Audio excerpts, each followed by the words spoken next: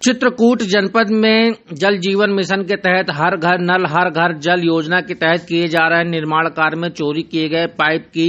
घटना का खुलासा करते हुए पुलिस ने 2 चोर को गिरफ्तार कर उनके पास से भारी मात्रा में चोरी किए गए पाइपों को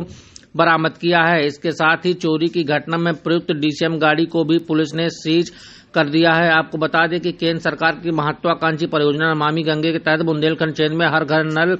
हर घर जल पहुंचाने का कार्य किया जा रहा है, जो चित्रकूट जनपद में इसका कार्य तेजी के साथ किया जा रहा है, जिसके चलते हर घर नल लगाने के लिए कार्यदायी संस्था द्वारा पाइप बिछाने का कार्य किया जा रहा था, जो चोरों द्वारा पाइपों की चोरी कर दूसरे जिले में बेचने के लिए लिया जा रहा था। जो मुखबिर की सूचना पर पुलिस ने चेकिंग के दौरान चोरी के पाइपों से भरा एक डीसीएम गाड़ी को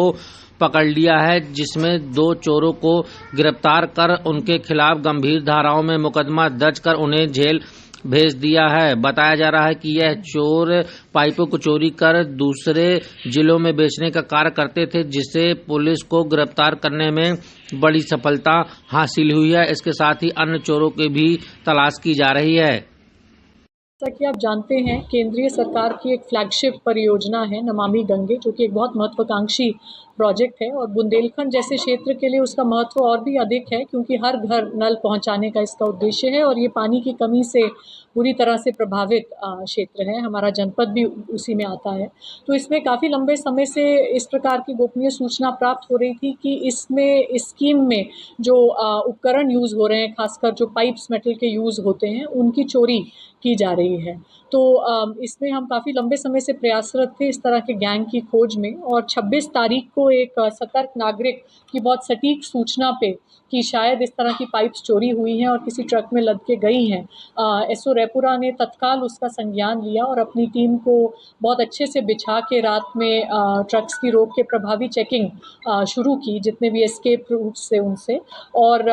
वो सफल हुए एक डीसीएम को खोजने में, जिसमें लगभग 50 पाइप लदी थी, जो कि 2 गांव ग्राम देवबंधा और ग्राम अरवारा